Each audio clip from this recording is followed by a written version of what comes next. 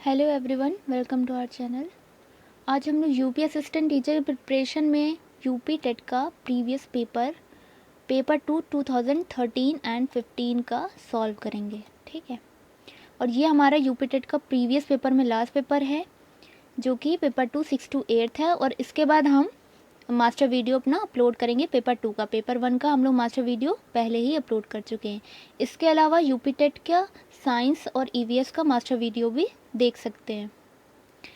Question number first है, the father's age is 6 times his son's age. ठीक है, 4 years hence the age of the father will be 4 times his son's as.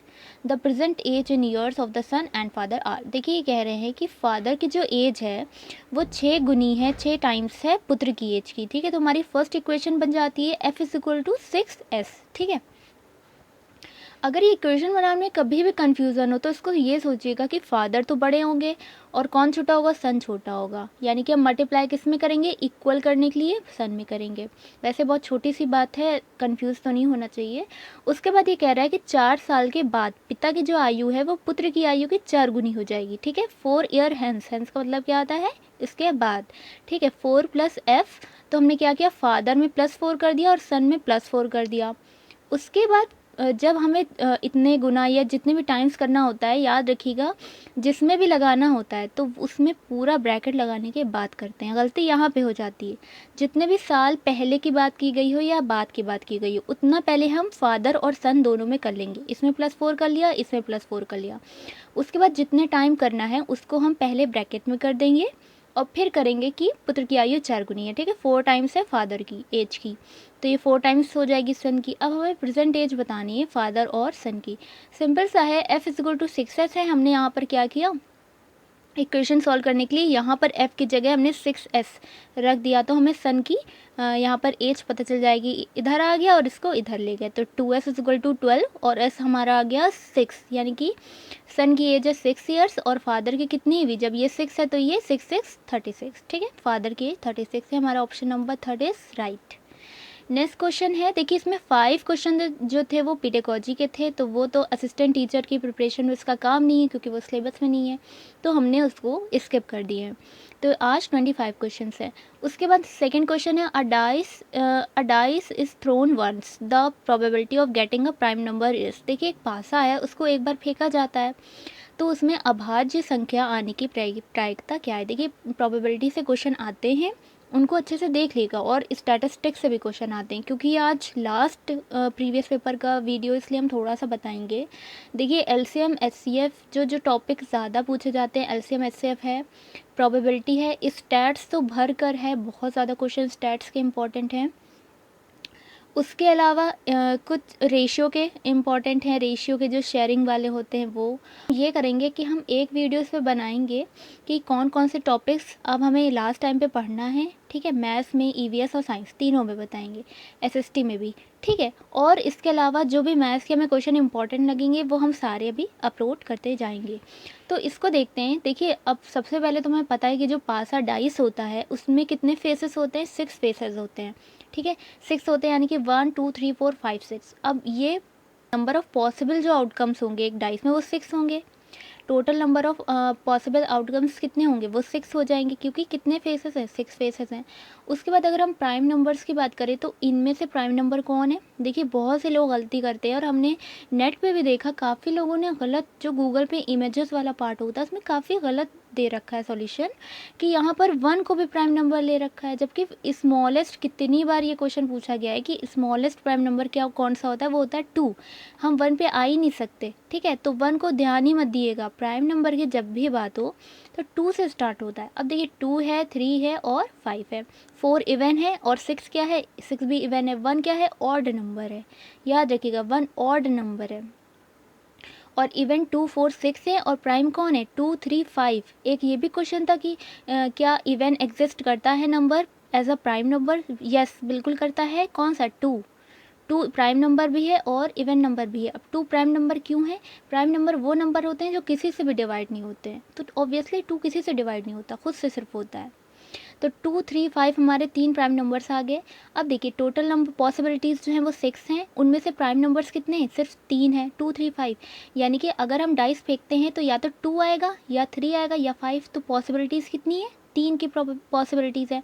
तो हमारी number आने की possibilities 3 हो गई, और इधर 6 में से 3 पॉसिबिलिटीज़ हो गई। देखिए ठीक है, 6 में से 3 पॉसिबिलिटीज़ हो गई।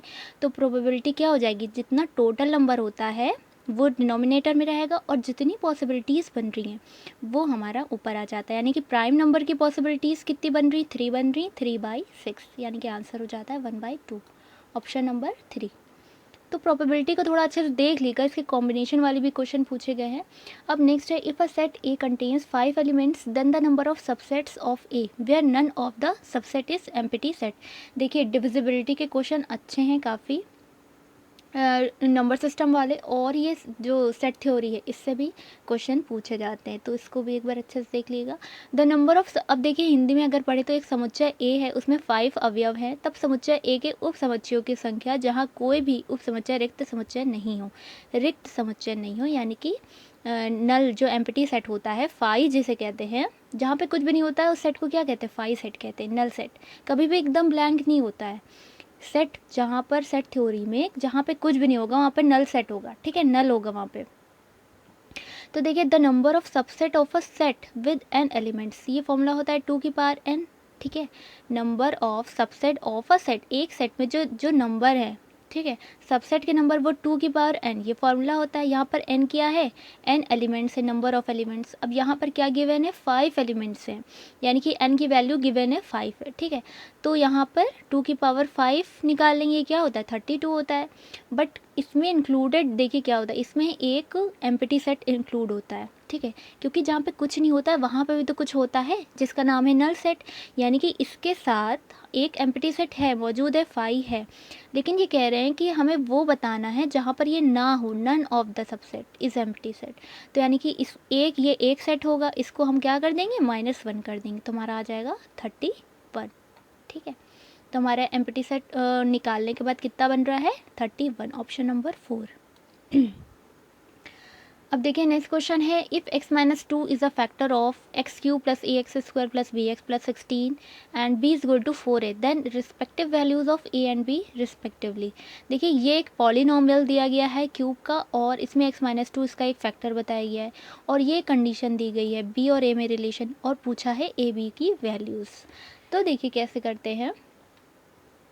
अब हम क्या करेंगे, ये जो हमें फैक्टर दिया गया है, यानी कि इसकी वैल्यू जो है, x की वैल्यू इस पॉलिनोमियल को सेटिस्फाई करेगी ऑब्वियसली। तो हम क्या करेंगे, x is equal to 2, x-2 is equal to 0, यानी कि x इज इक्वल टू 2, और x की वैल्यू हमने इस पॉलिनोमियल में रख दी।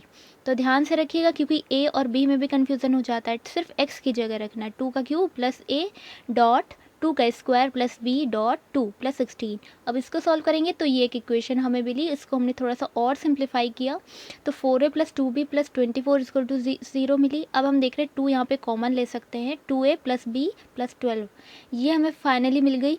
अब क्या करना है, ये कंडीशन इन्होंने दी रखी है, तो हमें b और a की वैल्यू निकालने के लिए b की जगह हमने क्या रख दिया, 4a रख दिया, तो हमें a की वैल्यू पता चल गई -2।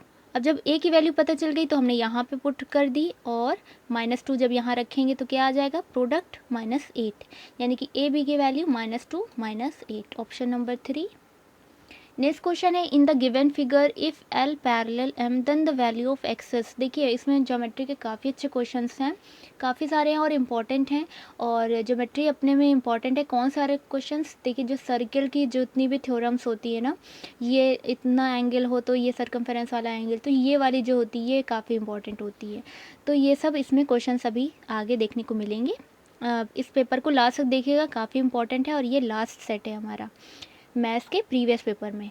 अब देखिए ये दो पैरेलल लाइंस हैं L और M, तो इसमें ये एक ट्रायंगल दिखाया है, x डिग्री ये 80 और ये 60 डिग्री है, और x की वैल्यू पूछी। अब इसको हम कैसे करेंगे, देखिए इन्होंने कंडीशन दे दी L पैरेलल M है, यानी कि L पैरेलल M है, और जब एक ये लाइन इस तरह से कट करती है, तो इस टेंजेंट कट करती है, तो ये वाला एंगल इस वाले एंगल के इक्वल हो जाता है। कौन सी प्रॉपर्टी है ये, ऑल्टरनेट एंगल, ठीक है। ये दोनों कौन से एंगल हैं, ऑल्टरनेट एंगल हैं। तो अगर ये 60 है तो ये भी हमारा 60 हो जाता है, ठीक है, एंगल बी 60 डिग्री। अब हम एक्स को निकाल सकते हैं, ट्राइंगल की property 180 minus 60 plus 80, x is equal to हो जाएगा 180 माइनस 60 प्लस 80, यानी कि कितना आया 40 डिग्री आ गया। Option number 3 is right. Next question है, in a figure given below if Q A B, Q नहीं है ओ है, O A B is equal to 40 degree ये वाला, देन ए सी बी, हमें ये वाला एंगल बताना है। तो देखिए ये एक सर्किल है, हमने इस फिगर को बनाया, उसके बाद अब देखिए यहाँ पर ध्यान से ये 40 डिग्री है, ठीक है, और जैसा कि ये ओ सेंटर है तो ये ए, ये क्या है, ये रेडियस है, ऑब्वियसली ये रेडियस है, ये भी रेडियस है सर्किल की। जब ये रेडियस इक्वल होंगे, चाहे आप सर्कल सरकमफेरेंस पे कहीं पे भी ड्रॉ कर दिए, तो जो सेंटर से लाइन उसके सरकमफेरेंस को जाएगी वो रेडियस होगी, और वो पूरे में इक्वल होगी, सेम होगी। तो जब ये दोनों साइड्स इक्वल हो जाती है तो ये कौन सा ट्रायंगल हो गया, आइसोसेलेस ट्रायंगल हो गया। और आइसोसेलेस ट्रायंगल की प्रॉपर्टी क्या है, जब दो साइड्स इक्वल होती हैं तो वो उसके करस्पॉन्डिंग एंगल भी इक्वल होते हैं, यानी कि ओ बी ए ये वाला जो एंगल है ये भी 40 डिग्री हो गया क्योंकि आइसोसेलेस ट्रायंगल है। अब हम क्या ए ओ बी निकाल लेंगे आराम से। जब ए ओ बी निकालेंगे तो वो कितना मिलेगा हमें, 180 डिग्री माइनस 80, क्योंकि ये दोनों क्या हो जाएंगे, सम 80 हो जाएगा, 180 डिग्री माइनस 80 यानी कि 100। अब ये एंगल 100 है, तो ये इस सर्कल की एक थ्योरम होती है कि जब सेंटर पे बना हुआ एंगल जो होता है वो थीटा अगर है, तो जो सरकम उसी वाले ये जो है ये बेस, इसी बेस से अगर बना हुआ जो सरकमफेरेंस पे एंगल होता है वो इसका आधा होता है, ठीक है, थीटा बाई 2 होता है। हम इसको बना देते हैं इधर, इस थ्योरम को ध्यान रखिएगा। ये देखिए हमारी एक बेस लाइन है, ठीक है, ये हमारा सेंटर है। अब इससे सेंटर पे बना हुआ इस बेस लाइन से, यानी कि एक कॉर्ड है, कॉर्ड से बना हुआ एक ये सेंटर पे बना हुआ एंगल अगर थीटा है, तो इसी कॉर्ड से बना हुआ सरकमफेरेंस पे, इसी सर्किल की सरकमफेरेंस पे बना हुआ एंगल क्या होता है, थीटा बाई 2 होता है, ठीक है। ये हमारी थ्योरम होती है। तो उस थ्योरम के अकॉर्डिंग अगर ये 100 आ रहा है तो ये कितना हो गया, हाफ हो गया, यानी कि 50 हो गया। Option number 1। नेक्स्ट क्वेश्चन है, if the area of an equilateral triangle is 16√3 centimetre square then the perimeter of triangle is, एक समबाहु त्रिभुज है का क्षेत्रफल कितना है 16√3 और इसका परिमाप पूछा है। तो देखिए हमें पता है कि इक्विलैटरल ट्रायंगल का एरिया क्या फॉर्मूला होता है, √3/4 ए स्क्वायर इज इक्वल टू कितना दिया है, ये गिवन है 16√3। यहाँ से हम साइड निकाल लेंगे ए, तो देखिए ये √3 तो कैंसिल हो जाएंगे और ये 16 इंटू 4 64 आ गया, और ये किसका स्क्वायर है, 8 का है, यानी कि 8 सेंटीमीटर हमारी साइड आ गई। अब पूछा है पेरीमीटर, तो पेरीमीटर ट्रायंगल का, किसी भी ट्रायंगल का पेरीमीटर क्या होता है 3a, तो उसमें 3 इंटू 8 यानी कि 24। Option number 2। नेक्स्ट क्वेश्चन है, मोड पूछा है, स्टार्ट से देखिए एक क्वेश्चन रहता ही रहता है, एक से ज़्यादा भी रहते हैं। अब यहाँ पे मोड क्या होता है, जिस नंबर की फ्रिक्वेंसी कई टाइम्स होती है वो मोड कहलाता है। यानी कि 29 देखिए 2 बार है सिर्फ, 25 देखिए सिर्फ 2 बार है, ठीक है, 22 तो एक ही बार है, और 38 3 बार है, यानी कि 38 की फ्रिक्वेंसी ज़्यादा टाइम्स है, ठीक है, मोर टाइम्स है, तो 38 हमारा क्या हो जाएगा, मोड हो जाएगा, mode is equal to 38। Option number 2। अब नेक्स्ट क्वेश्चन है, ये एक पॉलिनोमियल दिया है x4, ये पूरा when divided by x+1 leaves the remainder 19, the value of a is, ये बहुत कॉमन क्वेश्चन है और काफ़ी पूछा जाता है। तो देखिए ये डिवाइड कर रहा है x+1 से, यानी कि ये क्या करेगा, ये इसका एक फैक्टर होगी और ये इसकी x की वैल्यू इसमें लाई करेगी। तो सिंपल हम क्या करेंगे, x is equal to x+1 is equal to 0, यानी कि x इज इक्वल टू -1, ये हमारा आता है। अब ये -1 की वैल्यू हम x इस पॉलिनोमियल में रख देंगे, तो x की जगह -1 रखा, पावर 4, इसी तरह पूरा पॉलिनोमियल में हमने -1 रख दिया। और रिमाइंडर जो होता है हमेशा इक्वल के दूसरी साइड जाता है, ये ध्यान रखिएगा, रिमाइंडर हमेशा इक्वल के दूसरी साइड जाएगा। क्यों, ये हम प्रीवियस में बता चुके हैं, बहुत अच्छे से एक्सप्लेन किया था, प्रीवियस वीडियोस देखा होगा तो ये पता होगा। उसके बाद देखिए अब ये पावर इवन है, यानी कि ये प्लस का 1 बनेगा 1। अब देखिए ये माइनस का 1 बनेगा क्योंकि पावर ऑड है, और ये माइनस माइनस प्रोडक्ट में है यानी कि प्लस हो जाएंगे, प्लस का 2। अब ये माइनस है और ये इवन है यानी कि प्लस का 3। उसके बाद ये माइनस माइनस प्लस हो जाएगा, a + 3a -7। यहाँ पे बस साइन का ध्यान रखना है, बाकी सिंपल है। उसके बाद यहाँ से हम क्या करेंगे, a की वैल्यू निकाल लेंगे। यहाँ पर क्या आ रहा है, 5 आ रहा है। Option number 3। नेक्स्ट क्वेश्चन, ये थोड़ा अच्छा क्वेश्चन है, इसको देखिएगा। थोड़ा हर सेट में एक ना एक अच्छा क्वेश्चन डाला है। वैसे पेपर 2 में सबसे आसान और अच्छा पेपर है। अभी तक पेपर 2 काफ़ी टफ थे और सबसे ज़्यादा टफ क्वेश्चन जो था वो 2011 के थे। इससे जो 2013 का पेपर था, पेपर 2, जिससे पहले ही हमने अभी अपलोड किया, उसको ज़रूर देखिएगा। अब ये देखिए क्वेश्चन है, इसमें क्या है कि एक कोन इन्होंने लिया, अब vessel in the form of an open inverted कोन। इसको ध्यान रखिएगा, ओपन इन्वर्टेड कोन, खुला हुआ कोन उल्टा इन्होंने रखा है, ठीक है, और जिसकी हाइट 8 सेंटीमीटर है और रेडियस 5 सेंटीमीटर है। It is filled with water up to the brim when lead shots are dropped into the vessel. इसमें क्या करते हैं, लेड की जो छोटी छोटी गोलियां होती हैं उसे डालते हैं बर्तन में, तो क्या होता है 1/4 वाटर जो है वो बाहर निकल आता है, 1/4 वाटर इससे बाहर निकल आता है। The number of lead shots dropped in the vessel where radius of each lead shot is 0.5। देखिए उन बॉल्स की इन्होंने रेडियस दे रखी है और उन्होंने ये पूछा है कि वो कितनी नंबर ऑफ बॉल्स जो हैं डाली गई हैं। हिंदी में पढ़ने की ज़रूरत नहीं है, हमने बता दिया। देखिए एक उल्टा को शंकु जो होता है वो उल्टा रख दिया गया है, खुला हुआ ओपन, और इसमें वाटर पूरा यहाँ तक भर दिया गया है और इसकी ये दे दी गई है रेडियस और हाइट। और इसमें क्या करते हैं, वो शीशे की जो गोलियां होती हैं वो डाली हैं, इन्होंने कुछ गोलियां डाली हैं।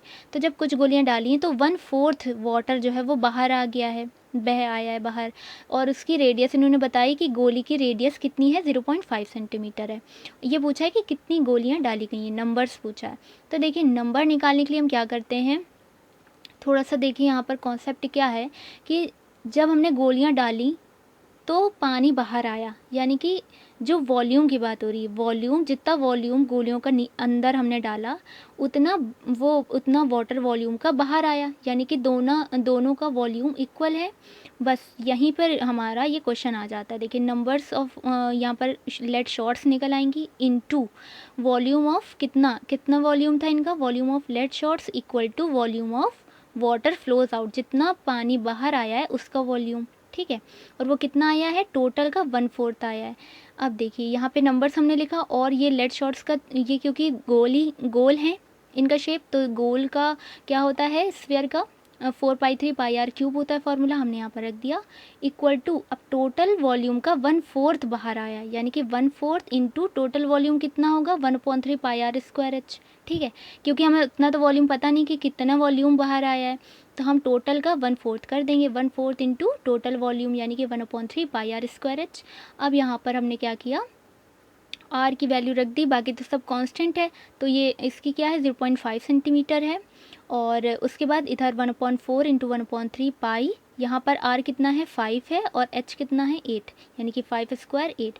ध्यान रखिएगा दोनों की रेडियस अलग अलग है, तो उस हिसाब से रखिएगा।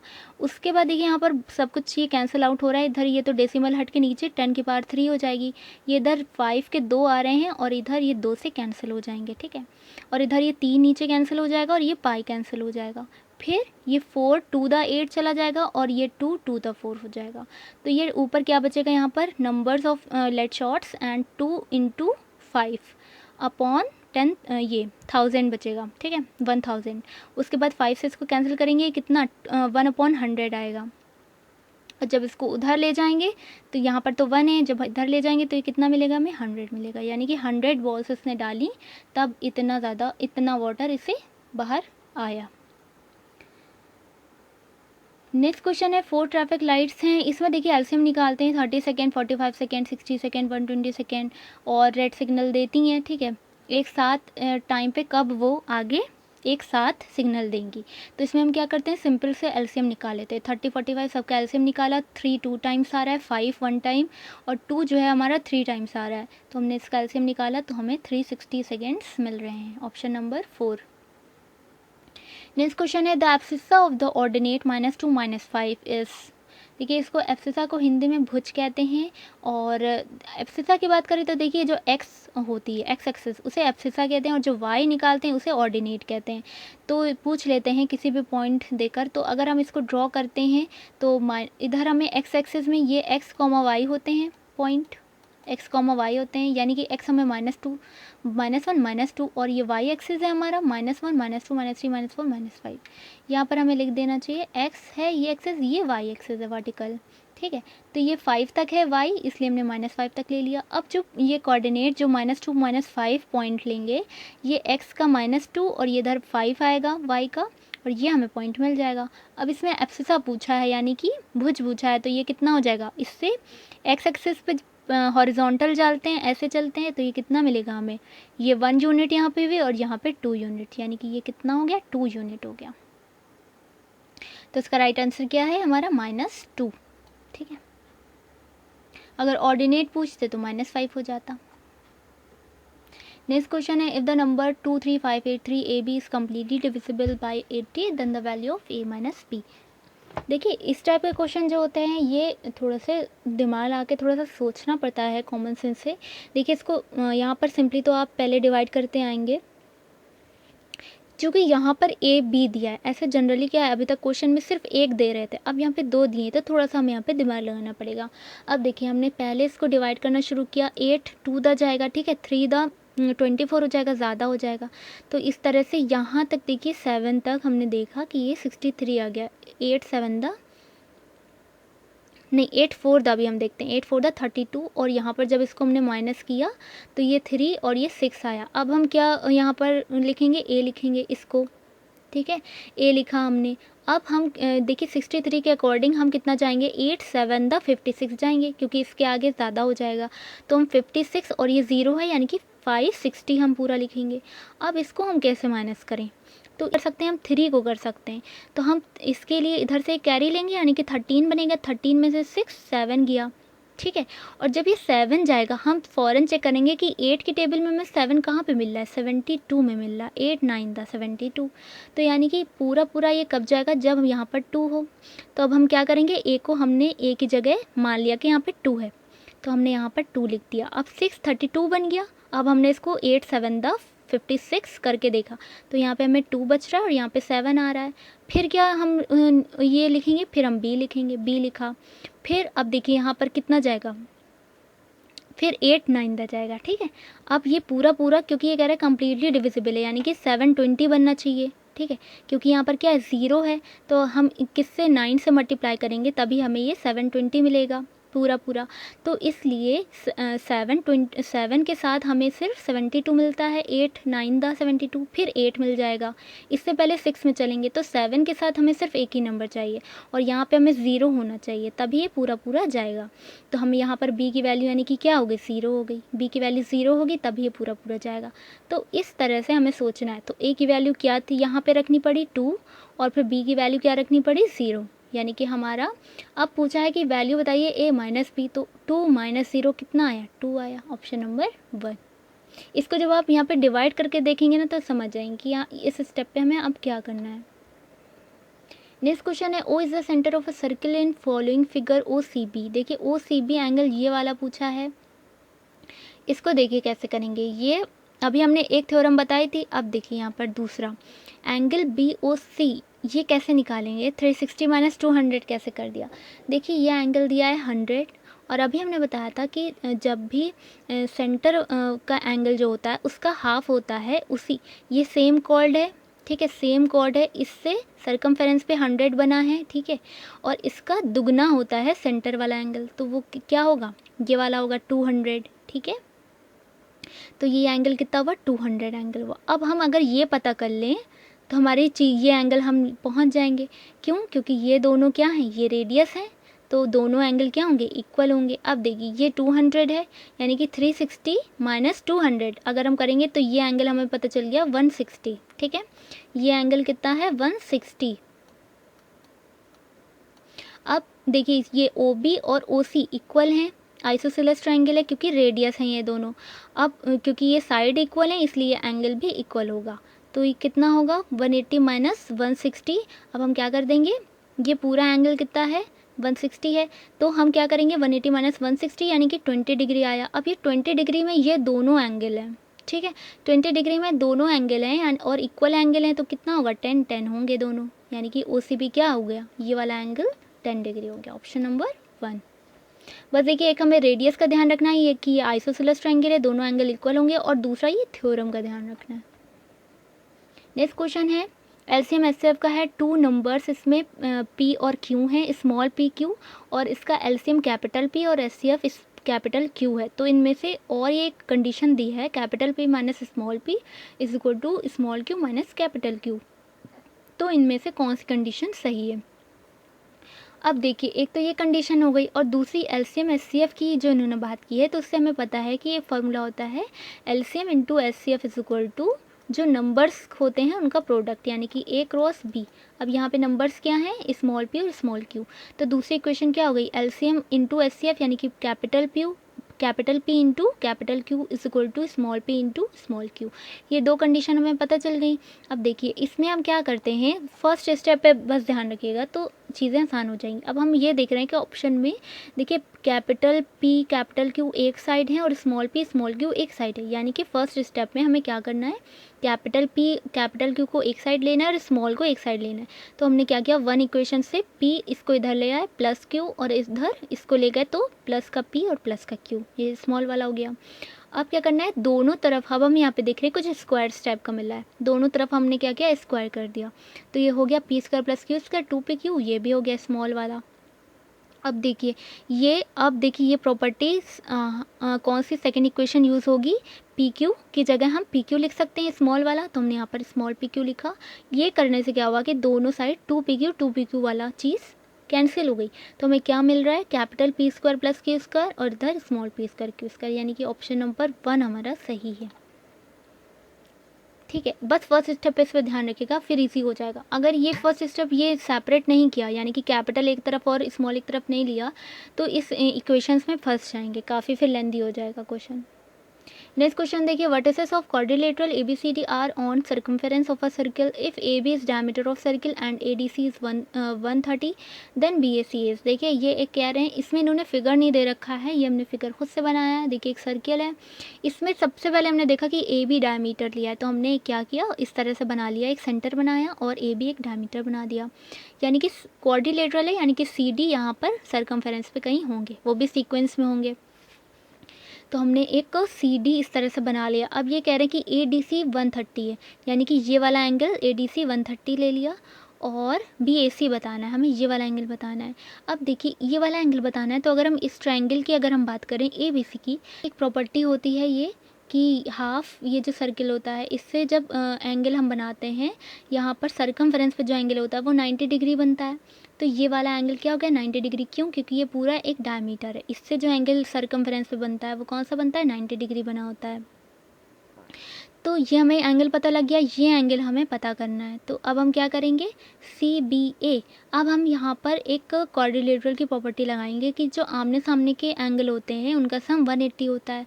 तो अगर ये 130 है तो ये एंगल भी कितना होगा, 50 होगा। क्यों? क्योंकि आमने सामने के एंगल का सम कितना होता है, 180 होता है। तो इससे हमें ये एंगल पता चल गया 50। ठीक, अब ये एंगल पता लग गया 90, ये एंगल 50 है, तो ये वाला एंगल हम निकाल सकते हैं ABC में। तो 180 माइनस 90 प्लस 50, ठीक है, तो 180 माइनस ये कितना, 140, यानी कि 40 डिग्री हमारा BAC आ गया। Option number 2 is right. Next question है, OA OB and OC are edges of a cube meeting at vertex O। If length of each is A centimetre then area of ABC will be. देखिए ये एक cube है और इसमें diagram अच्छा सा बनाइएगा तो थोड़ा अच्छे से दिखेगा। एक क्यूब बनाइएगा और जब भी वर्टेक्स O की बात हो और तीनों की एजेस की बात हो, OA OB OC, तो इस तरह से बनाइएगा। और O किसको लिएगा, इस वाले पॉइंट को लिएगा O, ठीक है। तो चीज़ें आसान रहती, थोड़ा दिखता है प्रॉपर।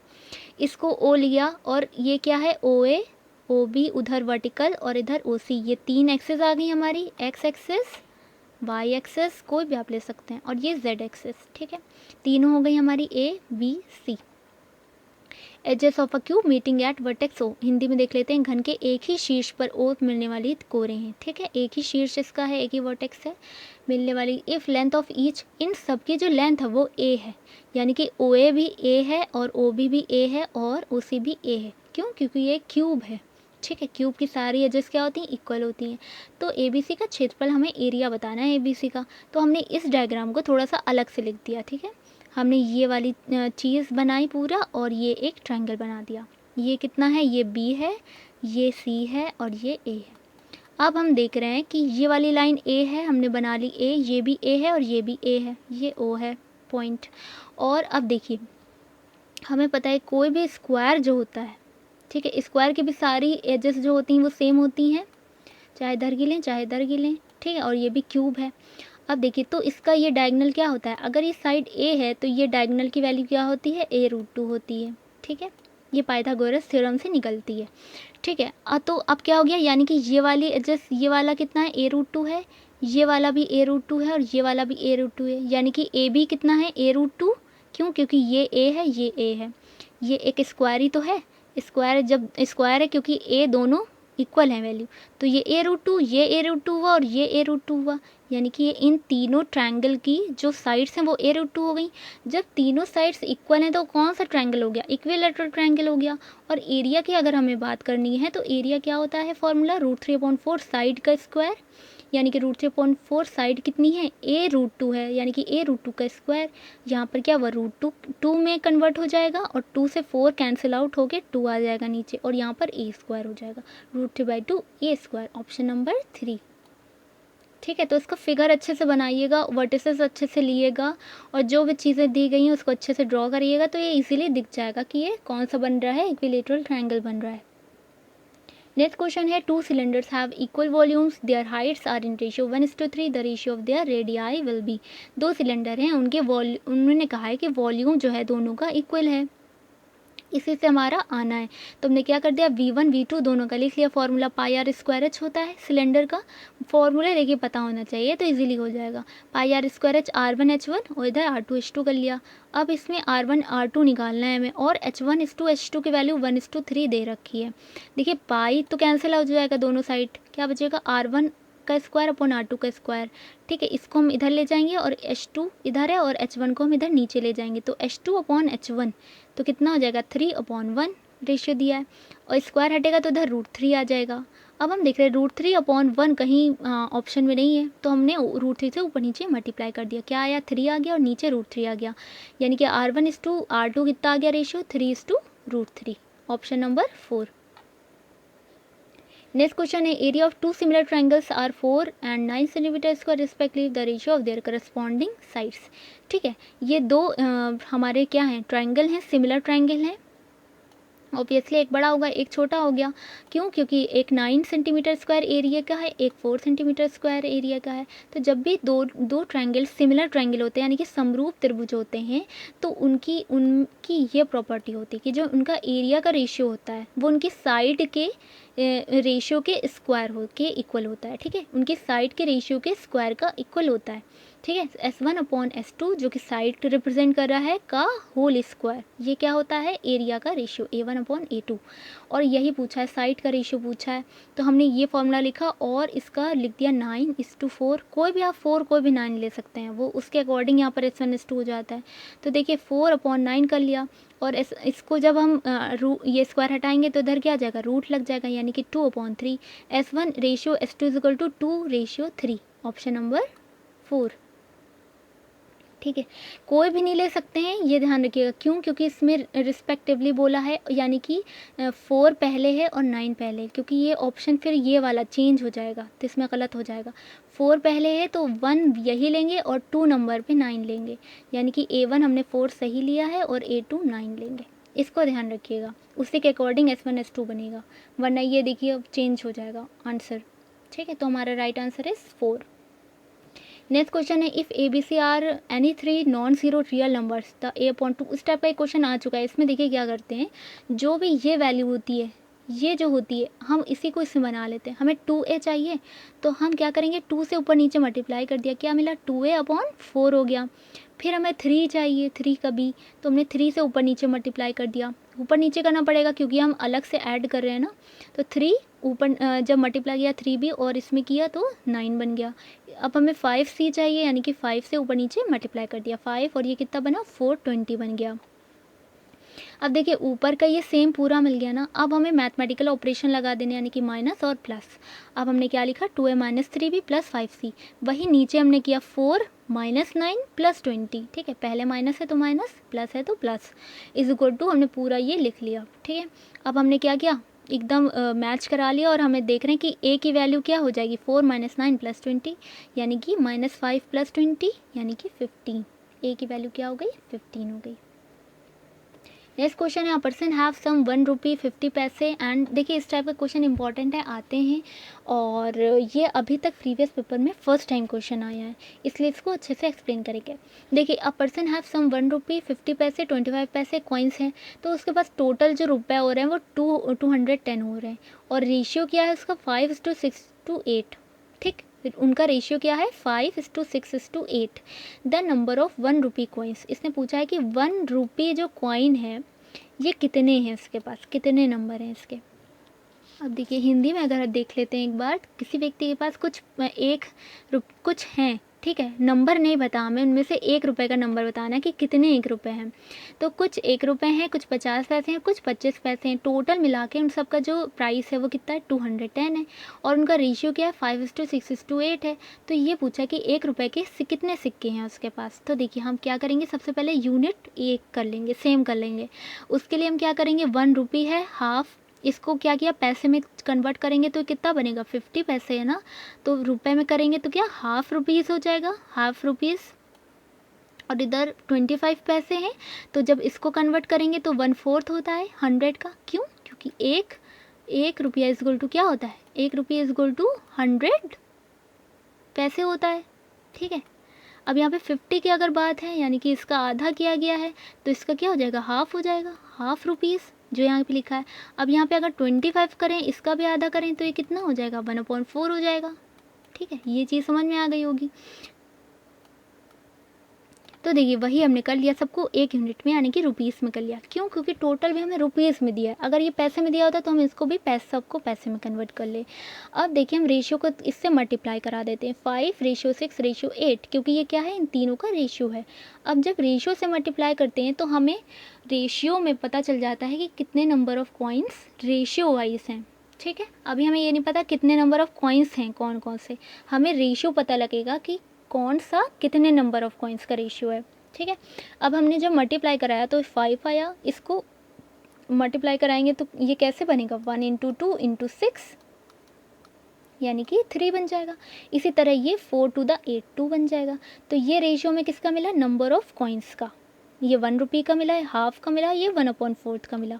अब ये कह रहे हैं टोटल हमारा 210 है, यानी कि इनका अगर हम सम करें नंबर ऑफ कॉइन्स तो ये हमें कितना 210 दे देगा। ठीक है, 5x और ये रेशियो में है इसलिए इसमें एक वेरिएबल अटैच करना ज़रूरी है, 5x + 3x + 2x = 210। तो यहाँ से 10x यानी कि x की वैल्यू 21 आ गई। अब हमें किसका निकालना है, 1 रुपये का निकालना है, 1 रुपये का निकालना है, यानी कि इसी के रेशियो से मल्टीप्लाई करेंगे। 5x = क्या हो गया 105। ठीक है, समझ में आ गया ये क्वेश्चन, ना है तो एक बार कमेंट सेक्शन में कमेंट कर दिएगा। तो हमारा option number 4 is right. Next question है, इफ़ 3 इज़ लेस देन और equal to x is less than और इक्वल टू 10, इसी तरह 5 इज़ लेस देन और equal to y is less than और equal to 15, then minimum value of x y। देखिए इस type के क्वेश्चन पहले भी आए हैं और ये अच्छा क्वेश्चन होता है। देखिए जब भी मिनिमम वैल्यू निकालनी होती है तो ऊपर की जो वैल्यू यानी कि न्यूमरेटर की जो वैल्यू होती है वो हमेशा क्या लेते हैं, मिनिमम लेते हैं। ठीक है, और डिनोमिनेटर की वैल्यू क्या लेंगे, मैक्सिमम लेंगे। इसी के अपोजिट क्या करते हैं, अगर मैक्सिमम निकालनी है तो ऊपर वाला कितना मैक्सिमम लेंगे और नीचे वाला मिनिमम लेंगे। ठीक है, तो x/y मिनिमम वैल्यू x की, अब यहाँ पर देखिए क्या है x किससे 10, इसकी वैल्यू क्या है 10 इससे ज़्यादा है और 3 और 10 के बीच में लाई कर रही है। ठीक है, तो इसकी मिनिमम वैल्यू कितनी है 3 और इसकी मैक्सिमम वैल्यू 10 है, इससे ज़्यादा नहीं है।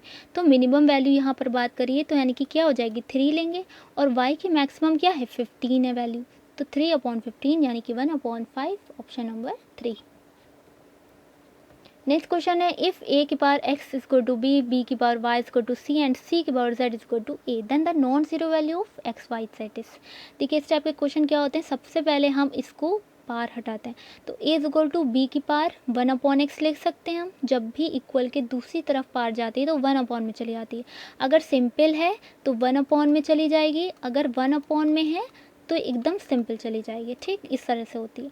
अब ये सिंपल थी एकदम तो 1/x में चली गई। ठीक है, अब हम क्या करेंगे, सबको एक उसमें लेंगे, सबको b में ले लेंगे। ठीक है, क्योंकि इजी रहेगा। अभी देखिए हमने पहला फर्स्ट सॉल्व किया, a is equal to b की पावर 1/x। अब देखिए c को हमने क्या किया, c को इस a के उसमें कन्वर्ट करेंगे। देखिए c की power c is equal to हमने इसी तरह क्या आया, a की पावर 1/z यहाँ पर, ठीक है। अब इस a क्या है, a इसके इक्वल है, तो हम a की जगह हमने क्या लिख दिया, b की पावर 1/x, ठीक है। और ये 1/z भी मल्टीप्लाई हो जाएगा, यानी कि 1/xz। ये स्टेप समझ में आया होगा आई होप। देखिए ये तो हमें पता चल गया, हमने यहाँ से कर दिया c इक्वल टू a की पावर 1/z। अब a की वैल्यू अगर हम यहाँ से देखें तो हमें कितनी मिल रही, b की पावर 1/x, और a की जगह हमने क्या लिख दिया, b की पावर 1/x। और ये इसको इस तरह से हम लिख सकते हैं, b की पावर 1/x और फिर 1/z। तो इसको हम क्या लिख सकते हैं, b की पावर 1/xz। क्यों, क्योंकि ये मल्टीप्लाई हो रहा है 1/xz। अब देखिए ये क्या है, b की power y is equal to c क्या है, b की पावर y खुद है। तो हमें क्योंकि दोनों साइड इक्वल करना है बेस को, ठीक है, बेस को दोनों साइड इक्वल करना है, तभी हम पावर में रिलेशन बता पाएंगे x y z। तो हमने क्या कर दिया, c की जगह क्या रख दिया, बी वाई रख दिया, और यहाँ पर हमें बेस सेम मिल गए।